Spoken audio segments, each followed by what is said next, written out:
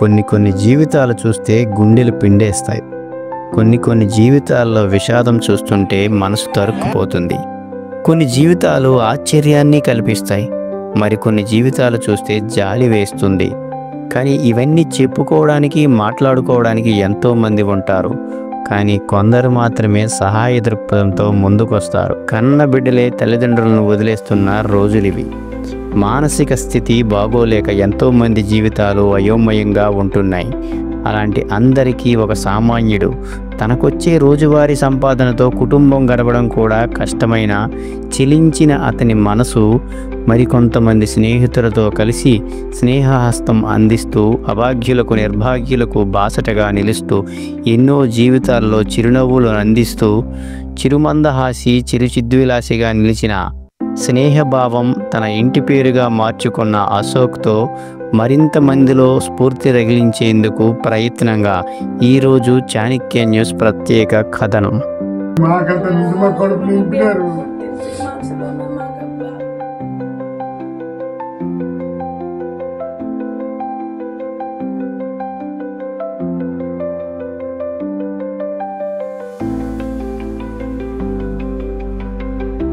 నమస్తే, welcome to Chanakya news.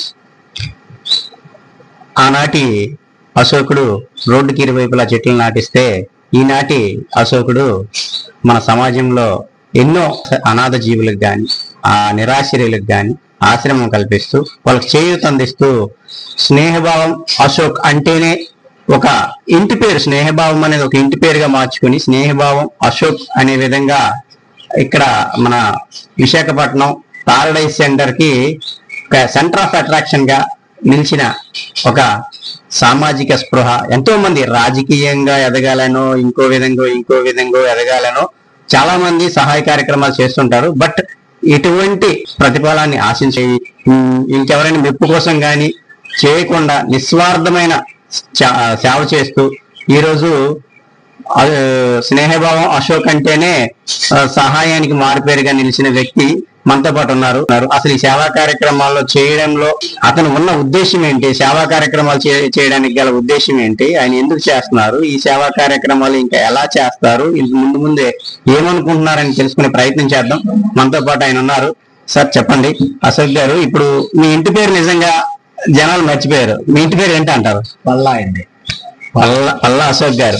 But ఇక్కడ ఎవరిని అడిగినా సరే స్నేహభావం అశోక్ అంటేనే చెప్తున్నారు. మిగతా ఇంటి పేరు అనేది దాదాపుగా ఎవరికి గుర్తులేదు. దాన్ని ఏమంటారు? అంటే ఇప్పుడు స్నేహభావం అనేది ఇది నేను స్నేహపూర్వకంతో, అంటే ఒక ప్రతి ఒక్కరు చేతులు కలాలి, ప్రతి అందరు మతస్థులు, కులస్తులకి ఇది అనుకూలంగా ఉండాలి అనే దీని మీద ఈ పేర్లోనే ఉంది. అయితే మరి నాకు బై బర్త్ ఫస్ట్ నుంచి కూడా నాకు ఏదో ఒక సేవా కార్యక్రమం చేయాలనే ఆలోచన.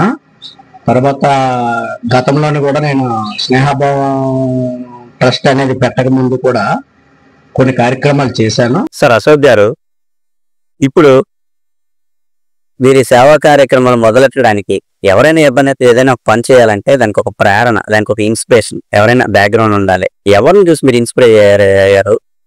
ఎటువంటి సన్నివేశాలు మీకు ఇలా ముందుకు కదిలేందుకు మీకు దోహదపడ్డాయి? ఏ లేదండి, సందర్భాలు బట్టి నాకు ఆలోచనలు వస్తాయి. అక్కడ ఎవరికైనా ఏదైనా ఆపదంటే అది చేసిన దాకా, వాళ్ళకి ప్రాబ్లం క్లియర్ చేసిన దాకా నాకు నిద్రపట్టు. అదొక ఏదో అంటారు చూడండి, ఫోబియా టైపు.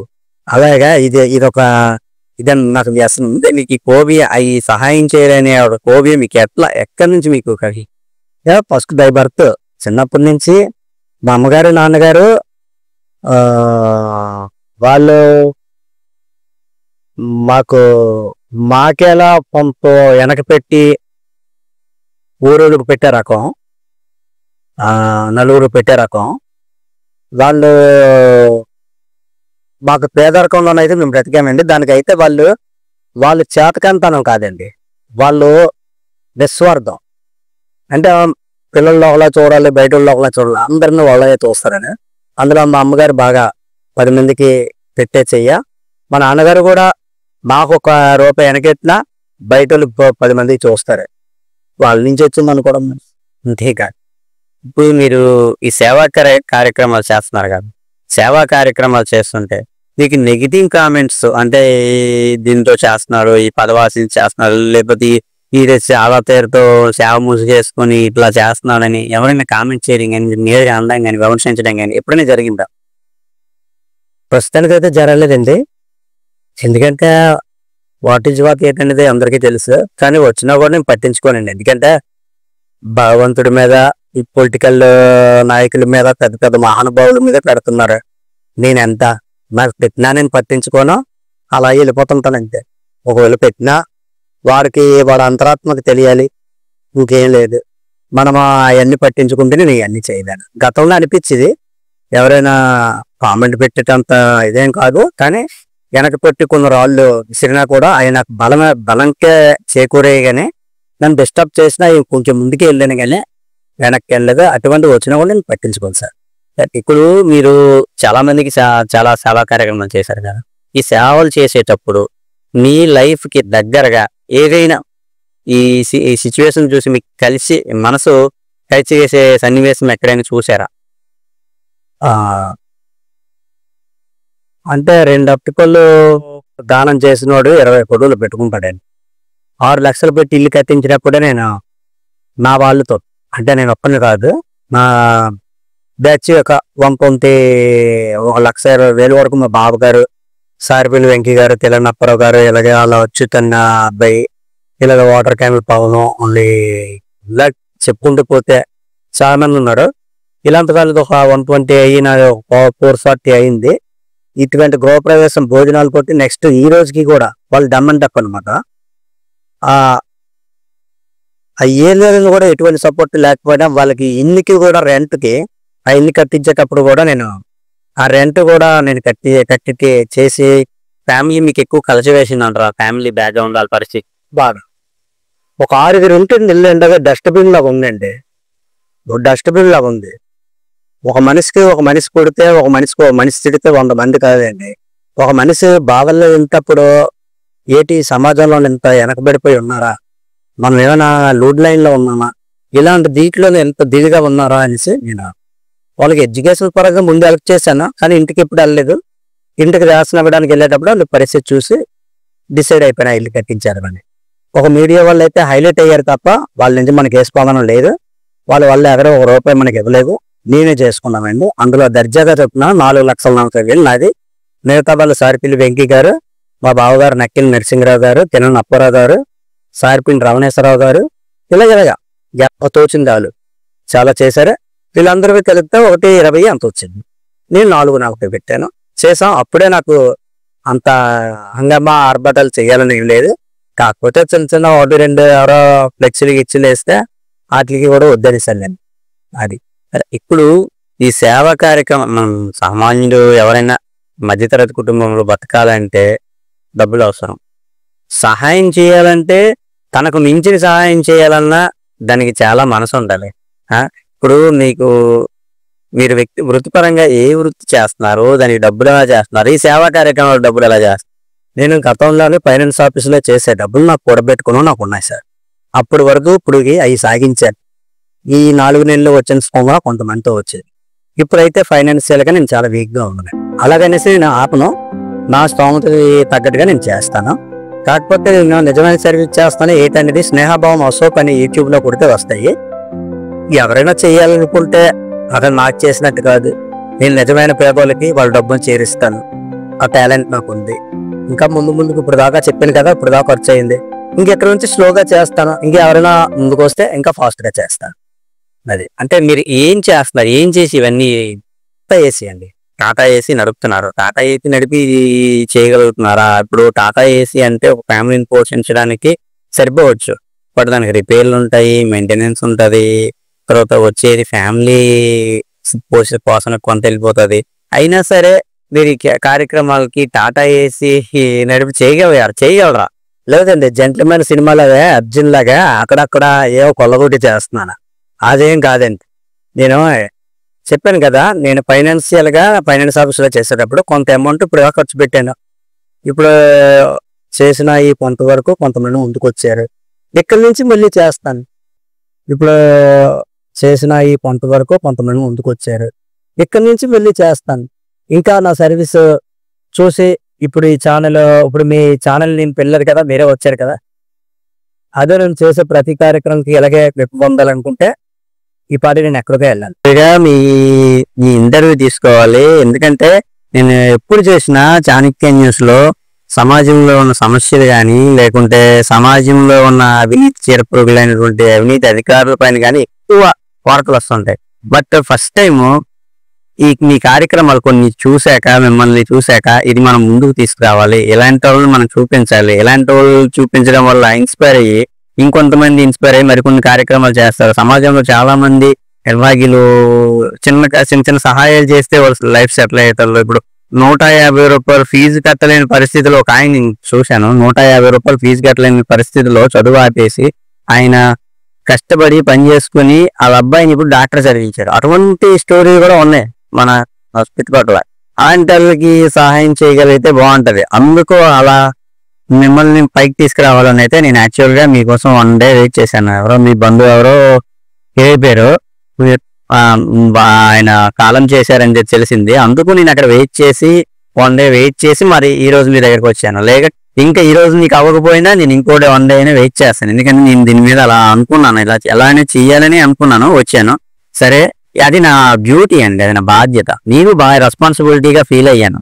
ఓకే, తర్వాత ఏంటంటే మీరు ఈ కార్యక్రమాలు చేసేటప్పుడు ఎవరైనా ఏదైనా చేస్తాం, మన ప్రతి ఒక్క ఇంట్లో కోరుకునేది ఏంటంటే మంచి చేసేవాళ్ళు సమాజానికి ఉండాలని కోరుకుంటారు. మన ఇంట్లో ఉన్నారంటే ఈ మంచి చేయడం వల్ల ఇది ప్రమాదాలు ఎదురవుతాయి, మన ఫ్యామిలీకి ప్రాబ్లం అవుతుందని ఎక్కువ ఆలోచిస్తారు.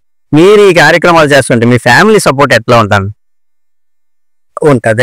కొంచెం అటు ఇట్లా ఉన్నా ఆలోచించమంటారు. కానీ చేస్తున్న మంచి పనులే కాబట్టి కొంచెం ఒక రోజు మూలైనా ఒక రోజు ఎలాగున్నా ఎంకరేజ్ ఉంటుంది. ఎంకరేజ్మెంట్ లేకుండా మనం చేయలేదు ఉంటుంది. ఫైనాన్షియల్ గా కాకపోయినా పెట్టే గుణమే అందరిది. మా ఫ్యామిలీలోనే మా బంధువులు అందరికీ పెట్టే గుణమే, మా ఇంట్లో వాళ్ళు అందరికీ పెట్టే గుణం. వాళ్ళు ఎప్పుడు కామెంట్ అయితే చేయరు, వాళ్ళు ఎంకరేజ్ చేస్తారు. అది మిస్సెస్ సపోర్ట్ చేస్తుంటారు. కార్యక్రమం చేసినా చేయని పర్లేదు సపోర్ట్. సరే, అలాగే వాళ్ళు బాధలు వెళ్తుంటాయి కదా, మన హెల్త్ పాడైపోతుంది, అవన్నీ తిరిగి అన్నీ ఏవి ఉంటాయి, మరి అవన్నీ పెట్టుకుంటే అవ్వదు. వాళ్ళు అంటారు, మరుసటి రోజు మామూలు చేస్తాం. పర్లేదు, సపోర్ట్ అయితే ఇస్తారు. మరి మీ పిల్లలైతే ఈ స్కూల్లో పిల్లలతో ఎలా ఉంటారు? మీ భావజాలం, మీ సేవా తత్పరత వాళ్ళపైన పడే ప్రభావం ఉండొచ్చు. మరి ఇప్పుడు మా తల్లిదండ్రులు మాకు వచ్చే వాళ్ళకి మాకు పడితే పడవచ్చు. ఇప్పుడు మీరు చేసే సేవా కార్యక్రమాలకి ఎప్పుడైనా మీకు ఫేక్ అంటే ఎక్కువ మేము వాళ్ళు అడుగులు కారు సహాయం పొందడానికి, కానీ సహాయం కోసం మీ దగ్గరికి వచ్చి నటించిన సందర్భాలు అయితే ఉన్నాయా మీకు? ఉన్నాయి, ఇప్పటికీ కూడా కొంతమంది ఉన్నారు. కానీ మేము వాళ్ళు అసలు ఎంక్వైరీ చేస్తాము. ఒక్కొక్కసారి ఫెయిల్యూర్ అయిపోయి మాకు ఇన్ఫర్మేషన్ వచ్చినా సరే అలాగే తీసుకున్నారు కదా, ఇంకెందుకు వాళ్ళ దగ్గర నుంచి మనం తీసుకోవాలని అక్కడితో ఆపేస్తాం. వాళ్ళు ఆపేసి ఇంకా వచ్చినా కూడా డైరెక్ట్గా చెప్పేస్తాం. వాళ్ళు చేసే పని కూడా వాళ్ళకి చెప్తాం, ఇది ఇదమ్మా తప్పకుండా చేయకూడదు అని చెప్పేసి ఇంకా వాళ్ళకి డైరెక్ట్గా ఆపేస్తాం. అవును, ఆ సహాయం ఇంకోరు చేస్తే బాగుంటది కదా. ఇప్పుడు ఉన్నోడికి చేసి మాకెంత బాధ అనిపిస్తుంది? మేమే నోరు పట్టుకొని 4 కాళ్ళు పట్టుకొని చేసేది, అది ఉన్నోడికి చేస్తే వాళ్ళకి సిగ్గు ఉండాలి కదా. అటువంటిది ఇచ్చిన తర్వాత మాకు బాధ ఉంటుంది కదా. ఏదో 1-2 రోజులు బాగుంటది, తర్వాత ఎక్కడికి నమ్మాలి ఎవరిలో కూడా మాకు అర్థం అవుతుంది. మీరు ఈ కార్యక్రమాలు ఇంకా ముందుకు తీసుకెళ్లాలంటే, మరింత మందికి సహాయం చేయాలంటే మీకు ఎటువంటి సహకారం సమాజం నుంచి ఉంటే మీరు చేయగలరా? ఏ మహానుభావుడు ఎంత సహాయం చేసినా ఈ అశోక్ అనేవాడు పేరొద్దండి. మహానుభావుల్లా ఈ రోజుల్లో మర్చిపోయిన సమాజం ఇది. నా వల్ల వాళ్ళు చేసే సర్వీస్ నాకు ఫైనాన్షియల్ గా ఎంకరేజ్ చేస్తే మేము ఇంకా నిజమైన నిరుపేదలకి నేను చేస్తున్నటువంటి సర్వీసులు యూట్యూబ్ లో చూడమనండి. అటువంటి వాళ్ళకి ఇంకా నేను పెంచుకొని రోడ్డు మీదకి తల్లిదండ్రులు అనాథలుగా వదిలేసే పరిస్థితులు రాకుండా అంత కాకపోయినా కొంతవరకైనా నేను ట్రై చేస్తానండి. సరే, ఇప్పుడు చూశారు కదా నా అశోక్ గారు మరిన్ని సహాయ కార్యక్రమాలు చాలా మందికి చేయూత నుంచి ముందుకు సాగాలని అనుకున్నట్లయితే మీరు సహాయం చేయాలంటే అశోక్ గారి నెంబర్ని మీకు స్క్రీన్ పైన ఇస్తాను, డిస్క్రిప్షన్ లో ఇస్తాను. నేరుగా కాంటాక్ట్ అవ్వండి. మీకు వీలుంటే నేరుగా ఆయన మీకు చెప్తారు, పలానా సహాయ కార్యక్రమం ఈ రోజు ఉంది, మీరు సహాయం చేయొచ్చు, మీ చేతుల మీదుగా చేయొచ్చు. ఎందుకంటే ఆయన పబ్లిసిటీ అవసరం లేదంటున్నారు. నీకు చెయ్యాలి, నీకు ఆ సంతృప్తి కావాలంటే నేరుగా వచ్చి చేయొచ్చు. నీకు సమయం లేక చేయాలని ఉద్దేశం ఉండే సమయం లేక ఇంకొక దూర ప్రాంతంలో ఉండి చేయలేకపోయిన వాళ్ళైతే అశోక్ గారికి కాంటాక్ట్ అయ్యి ఆ నెంబర్కి ఫోన్ చేసి ఆయనకి మీరు తోచిన సహాయం చేసి, మీరు అనుకున్న సహాయం చేసి, ఇది మా పేరు మీద సహాయ కార్యక్రమం చేయండి అని చెప్తే ఆయన చేస్తారంటున్నారు. కాబట్టి ఆయన నెంబర్కి మీరు కాల్ చేయొచ్చు, లేకుంటే ఆయన ఫోన్ పే నెంబర్ కూడా మీకు డిస్ప్లేలు ఇస్తాను, ఆయన ఫోన్ చేసి ఆ విధంగానే చేయొచ్చు. Thank you. ఇలాంటి కార్యక్రమాలు మనం ఎన్నైనా ముందుకు తీసుకెళ్ళాలి. ఎందుకంటే ఇంటికో పువ్వు ఈశ్వరునికో దండ. కాబట్టి ఇలాంటి స్నేహభావానికి మనంతు చేయతిస్తూ మనంతు సహాయం చేయాలని మనస్ఫూర్తిగా కోరుకుంటూ మీ Mohan. Thank you. Stay tune to Chanakya.